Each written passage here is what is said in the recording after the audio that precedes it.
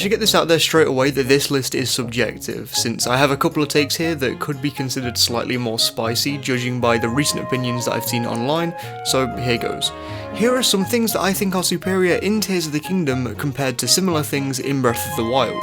Remember, this isn't the right list, it's just my list and I'd love to hear yours, so make sure to drop them down in the comments. Try to remember. Breath of the Wild's story is one of the most contentious parts of that game. It hosts some pretty good characters. They're not the most in-depth characters of all time, but they do serve a purpose, and they're likeable or unlikable enough to the point that people online can simp or not simp over them. Rivali, Teba, Cass, Daruk, Yonobo, Riju, Urbosa, Sidon, Mipha, and Zelda are all characters that we can get behind on some small level.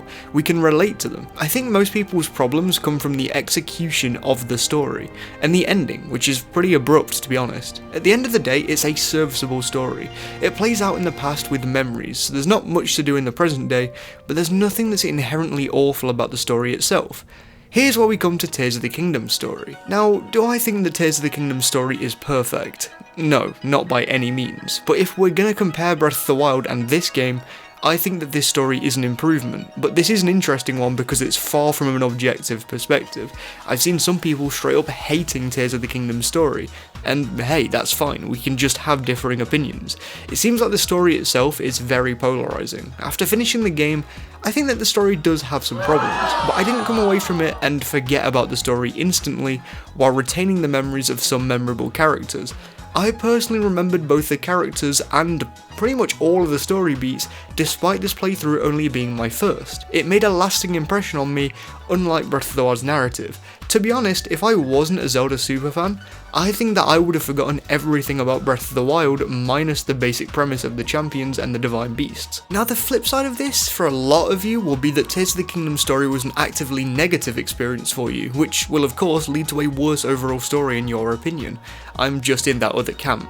There are aspects of the story I think aren't as strong, but overall I think story sections, story beats that are playable like the beginning of the game and elsewhere in the game is really cool. I really feel like I'm part of the story in some sections. It helps the feel of it more so than in Breath of the Wild. Fully aware though that this is a completely subjective take, as I know the disappointment in the story department is huge for some people, and I think that opinion is very valid. I liked it though, story cool.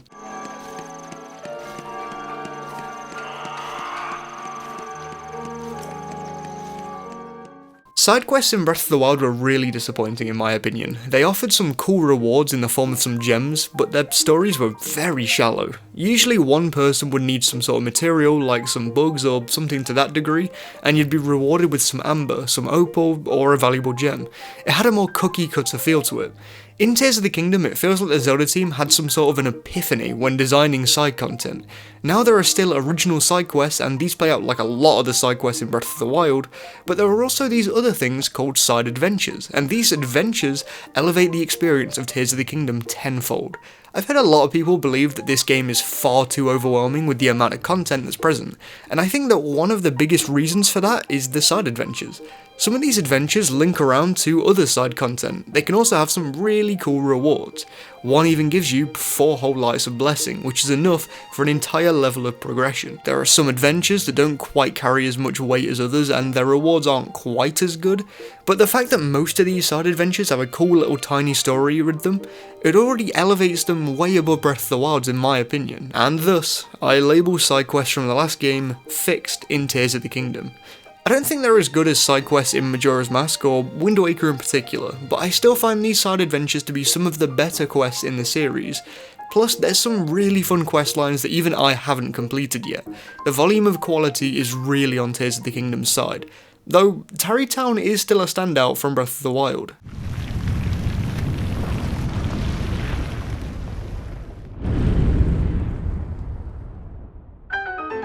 Time for another slightly more spicy take. I find the shrines in Tears of the Kingdom far more engaging. There are some problems with them though, because of the sheer amount of them. With there being way more than there was in Breath of the Wild, I think there are more blessing shrines now because of that change. Getting to shrines in the sky can feel repetitive since a lot of them reuse the same crystal quest, but to a degree, if those quests feel boring like they did to me, well, I think they're kinda outing the less experimental of us. For each of those crystals, I used a glider and flew back to the location that needed it, just a normal glider. I kinda wish I'd been more creative in my solutions to get back to those areas in retrospect. It probably would have improved my experiences in those areas, but hey, never mind. I think overall the blessing shrines were still harder to get to in Tears of the Kingdom than the last game, though certain tropes become more repetitive overall. But getting into blessing shrines usually took longer, and it really felt like you were completing a shrine before getting into them, unlike some of them in Breath of the Wild. To be honest, I actually just really like the item set way more in Tears of the Kingdom too. In my eyes, they give you more open and engaging puzzles. Of course you can cheese everything in a shrine with certain items, but where is the fun in that?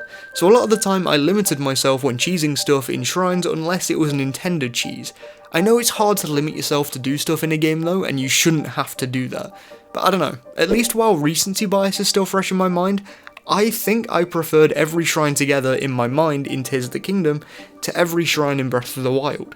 Just my opinion though, maybe you really disagree with this one, and I could see where you're coming from if you felt that you had to cheese the shrines due to the design, or if you didn't like the ability set as much as the items in Breath of the Wild. Personally though, they fixed the shrine themes and the puzzles to an even higher degree this time round. One final contentious point here are the Proving Ground shrines, and I like them a lot. Instead of doing one massive gauntlet in a Proving Ground-like arena, just having these instead feels great in my eyes, and if I was to compare them with anything, it'd have to be the Test of Strength shrines, which got extremely, really repetitive. By their nature, I think that the Proving Ground shrines are less repetitive and are more fun, but that's just my opinion.